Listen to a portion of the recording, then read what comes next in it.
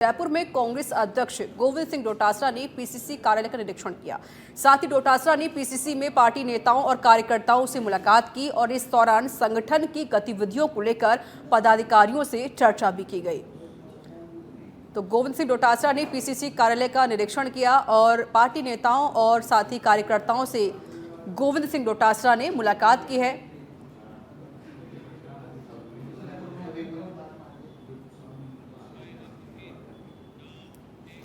Rajasthan high court bar association Jaipur के 41वें अध्यक्ष महासचिव सहित पदाधिकारियों के चुनाव की प्रक्रिया जारी है। चुनाव के लिए नामांकन प्रक्रिया के चौथे दिन 2 अधिवक्ताओं ने अध्यक्ष पद के लिए अपना नामांकन दाखिल किया है।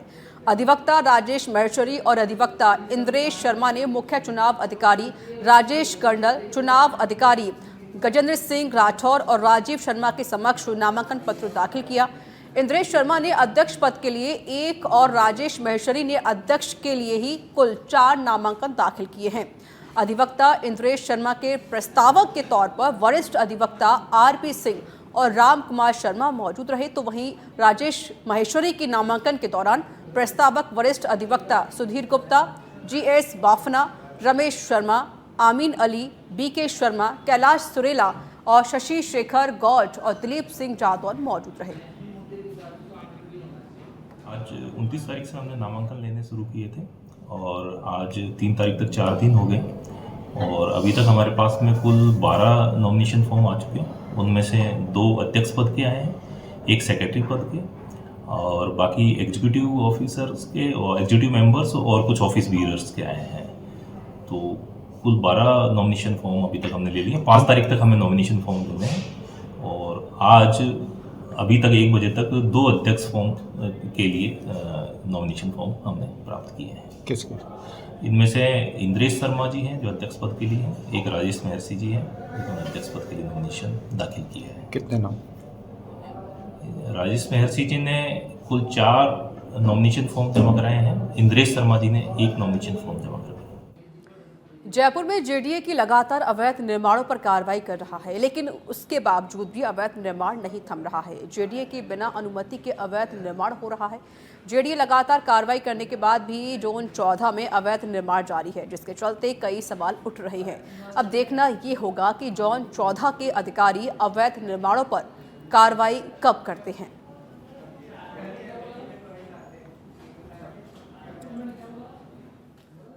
तो जोन 14 में जिस तरीके से अवैध निर्माण किया जा रहा है और इसको लेकर मिगिली भगत के भी आरोप लगाए जा रहे हैं। जेडी कार्रवाई यहाँ देखने को मिली है, लेकिन फिर भी कोई एक्शन पूरी तरीके से नहीं लिया जा रहा।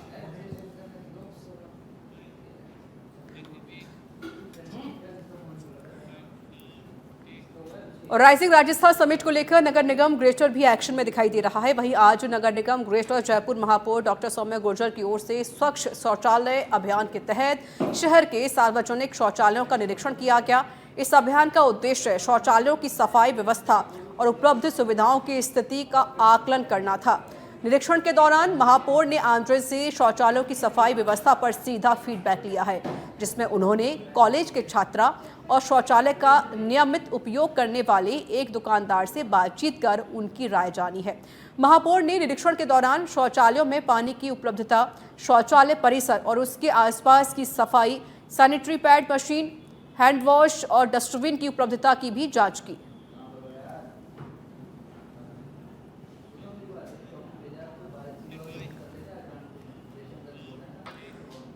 सरकार प्रदेश में निवेश को बढ़ावा देने के लिए राइजिंग राजस्थान इन्वेस्टमेंट समिट का आयोजन करने जा रही है।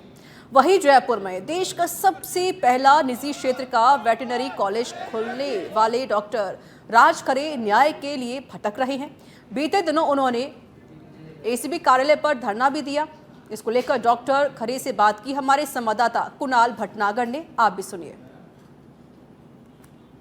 उनमें से ही एक नाम डॉक्टर खरे हमारे साथ मौजूद हैं, जिन्होंने राजस्थान में इन्वेस्ट किया और अब उनको खासा परेशानी का सामना यहाँ पर करना पड़ रहा है।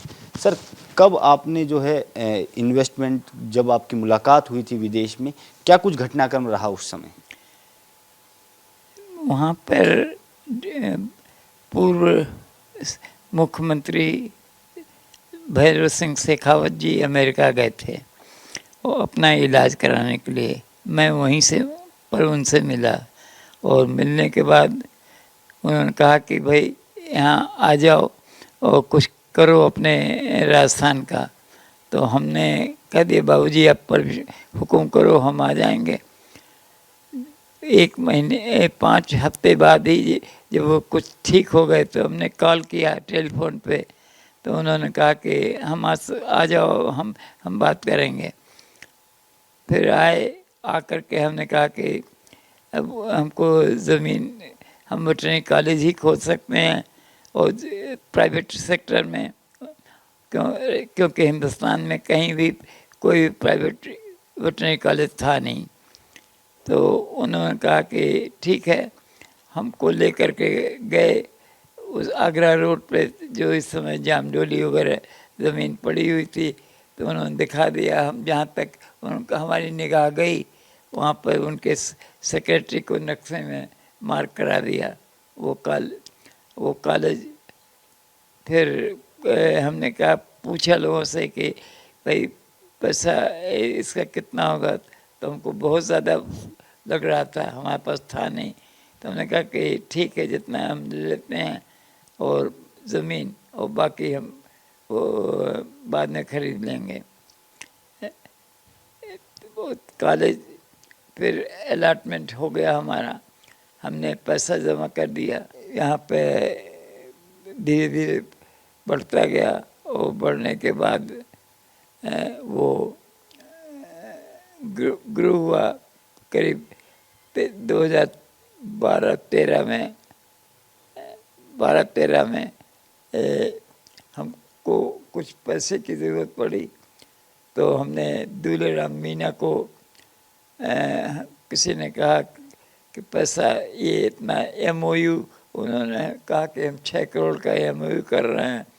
तो 6 करोड़ के बजाय उन्होंने कुल करीब 1.5 करोड़ दिया और उस बात को वो 1.5 करोड़ भी ट्रस्ट में से निकाल दिया। लेकिन जब से दूल्हेराम मीना आए हैं, इन्होंने कब्जा कर लिया कॉलेज को और हमको घुसने भी नहीं देते हैं। यहाँ के चूँकि राजस्थान में बहुत ही करप्शन है, यहाँ के अधिकारियों से मिलकर के रातों रात सब कुछ उन्होंने अपना नाम पे कर लिया। अच्छा डॉक्टर खरे साहब, मैं आपसे ये पूछना चाहूँगा कि जब आपको इन्वेस्ट के लिए यहाँ पर बुलाया गया था, तो उस समय के पूर्व मुख्यमंत्री ने आपको सुरक्षा की बात तो कही होगी कि आप एज ए इन्वेस्टर आप आ रहे हैं, आपको सुरक्षा मुहैया कराई जाएगी, और सरकारों की तरफ से आपको क्या मदद की गई इस पूरे मामले में? सुरक्षा मतलब हम सुरक्षित थे उस समय 24 साल पहले, इसलिए उस मुद्दा ही नहीं आया सुरक्षा का। अब ये आप चूँकि 8, 9, 10 को यहाँ पे क्या कहते हैं ग्लोबल इन्वेस्टर्स बुला रहे हैं, मैं खुद ही एक प्रोजेक्ट में हमने सबमिट किया है जो $50 बिलियन का है, जिसमें कि तमाम से लोग काम करेंगे और सब साइंटिस्ट इसमें तमाम से मेडिकल डॉक्टर, वेटरनरी डॉक्टर काम करेंगे और रिसर्च का भी है इस। तो और बिसाइड्स दैट वन हम अपोलो से खुद 100 करोड़ अलग, उसके अलावा भी 100 करोड़ अलग खर्च करेंगे। और तो बहुत से लोग आ रहे हैं, लेकिन हमको जब तक ये अपोलो वेटरनरी कॉलेज का मामला यहाँ की सरकार सुधार नहीं देती है, हम नहीं करेंगे। और अगर हम धरना देंगे फिर और बेइज्जती होगी अपने सरकार की, जो कि हम नहीं चाहते। हम चाहते हैं कि इसको मामले को सुलझा लिया जाए। अच्छा डॉक्टर खरे साहब, आप ACB भी गए थे करोड़ीलाल मीणा के साथ, अधिकारियों की तरफ से आप फीडबैक ले रहे हैं, तो उनकी तरफ से क्या आश्वासन दिया जा रहा है आपको? करोड़ीलाल मीणा जी ने तो कहा कि हम इसको कराएंगे, न्याय कराएंगे इसमें, और वो अपनी भरसक कोशिश कर रहे हैं।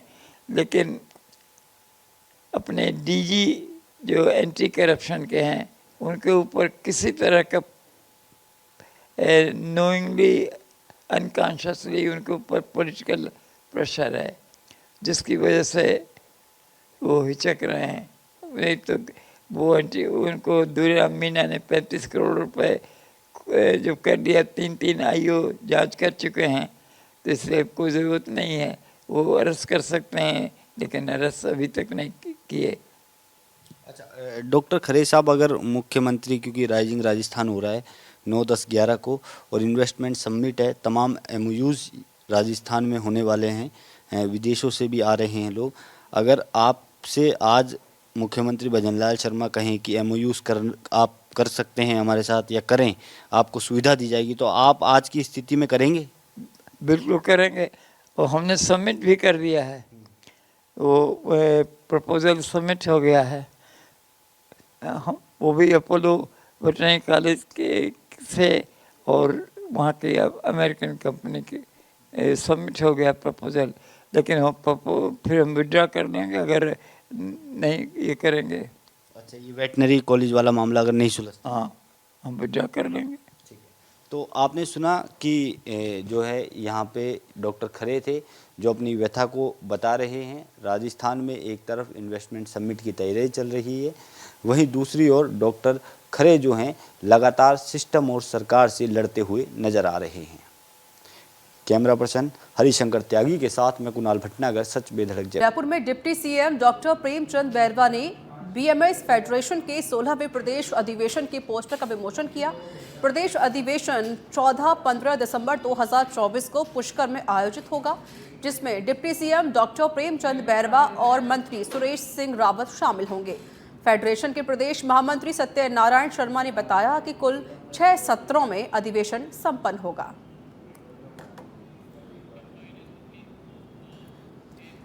शैक्षणिक संचार संकाय की ओर से 16वें प्रकृति अंतर्राष्ट्रीय वित्त चित्र फिल्म महोत्सव का पुरस्कार सह स्क्रीनिंग जय नारायण व्यास विश्वविद्यालय जोधपुर के EMMRC की मेजबानी में 4 से 6 दिसंबर तक जय नारायण व्यास स्मृति भवन टाउन हॉल में होगा। महोत्सव का उद्घाटन राजस्थान के राज्यपाल हरिभाऊ बागड़े करेंगे। CEC के डायरेक्टर प्रोफेसर JB नड्डा ने जोधपुर में मीडिया से बात करते हुए बताया कि फिल्म फेस्टिवल में छात्रों और आमजन को जागरूक करने के लिए 13 फिल्मों का प्रदर्शन किया जाएगा। इन फिल्मों का पूर्वावलोकन और चयन प्रतिष्ठित जूरी की एक टीम की ओर से कड़ी प्रक्रिया के बाद किया गया। प्रकृति इंटरनेशनल डॉक्यूमेंट्री फिल्म फेस्टिवल के विजेता वित्त चित्रों को स्क्रीनिंग सर्टिफिकेट और ट्रॉफी के अलावा 50,000 रुपये का नगद पुरस्कार प्रदान किया जाता है। हमने एक्सपर्ट्स को बुलाया और एक्सपर्ट्स ने दिल्ली में 2 पीयर रिव्यू इनके हुए और उसके बाद सिलेक्ट की है 13 फिल्म्स जिनको हम यहाँ पर स्क्रीन करना चाहेंगे। जैसा कि उसमें भी बताया था कि हम होलिस्टिक डेवलपमेंट करना चाहते हैं, बच्चों का थोड़ा सा इंटरेस्टिंग भी हो और पार्टिसिपेटिव भी हो और लर्निंग भी हो सके, इसलिए इन 4 विषयों पर हम वर्क कर रहे हैं। बड़े अच्छे ह्यूमन राइट्स के हमने लेक्चर्स भी अपलोड किए हैं और अपने पास रखे हैं जो हम फिल्म इस। और डीडवाना में लाडू पुलिस ने चोरी के मामले में कार्रवाई करते हुए कई आरोपियों को गिरफ्तार किया है। अतिरिक्त पुलिस अधीक्षक डिप्टी और CI ने प्रेस कॉन्फ्रेंस करके बताया कि गत 25 नवंबर को समर्थन मूल्य तुलाई केंद्र बादेड़ से 27 क्विंटल मूंग से भरी हुई पिकअप चोरी हो गई थी, जिस मामले में पुलिस ने कार्रवाई करते हुए 3 चोरों को गिरफ्तार किया है।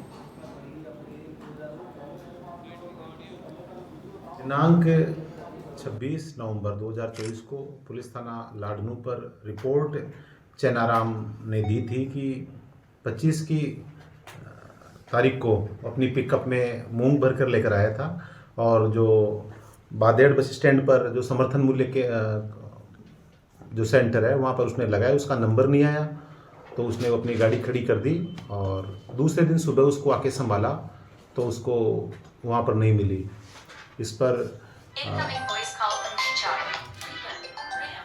पिकअप चोरी का मुकदमा दर्ज किया और चूंकि जो समर्थन मूल्य केंद्र था वहाँ पर कोई CCTV फुटेज हमारे को नहीं मिले, क्योंकि CCTV कैमरे तो थे वहाँ पर लेकिन परंतु वो चालू हालत में नहीं थे और अब जो सुरक्षाकर्मी भी जिस प्रकार से होने चाहिए थे वो भी नहीं थे, तो घटना बहुत चुनौतीपूर्ण थी। हमारे डिप्टी साहब, हमारे एसएचओ साहब, हमारी डीएसटी टीम, रोशन हेड कांस्टेबल साइबर की टीम, इन्होंने लगकर कड़ी से कड़ी जोड़ते हुए इसके अंदर पूर्ण सफलता प्राप्त की। इसमें हमने 3 मुलजिम प्रहलाद, विनोद और मुकेश, इन तीनों को गिरफ्तार।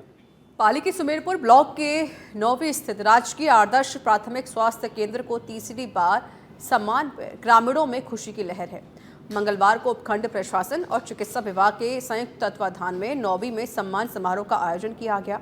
उपखंड अधिकारी कालूराम कुम्हार, ब्लॉक मुख्य चिकित्सा अधिकारी डॉक्टर गोविंद सिंह चुंडावत के सानिध्य में सम्मान समारोह का आयोजन किया गया। इस दौरान चिकित्सा प्रभारी सहित पूरे स्टाफ का माला और साफा पहनाकर स्वागत किया गया और सम्मान भी हुआ। इस मौके पर भामाशाह रमणीक जैन ने कहा कि 9वीं गांव भामाशाहों की नगरी है। उन्होंने इस मौके पर एक जनरेटर और सीबीसी मशीन देने की भी घोषणा की है।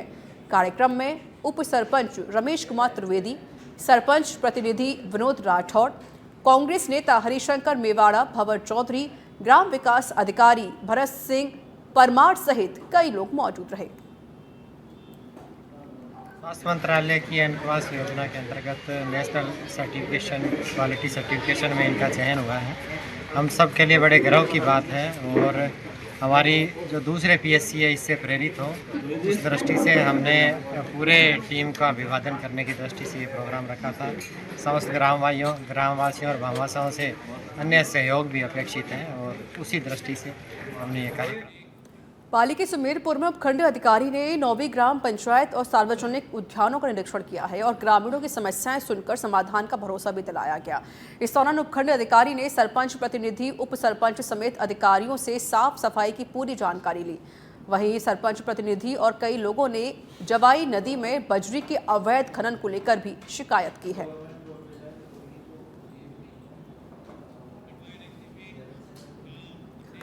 कोटा के इटावा में डीएसपी शिवम जोशी ने राजकीय बालिका उच्च माध्यमिक स्कूल में प्रार्थना सभा में पहुंचकर स्कूल की बालिकाओं से चर्चा की। डीएसपी जोशी ने स्कूल बालिकाओं को बाल संरक्षण, महिला अधिकार के साथ कानूनी जानकारियों से अवगत करवाया। डीएसपी जोशी ने बालिकाओं को उत्साहवर्धन करते हुए कहा कि बालिकाएं किसी भी क्षेत्र में अब पीछे नहीं हैं। बालिकाओं को अपना लक्ष्य निर्धारण करके अपनी पढ़ाई को आगे बढ़ाना होगा।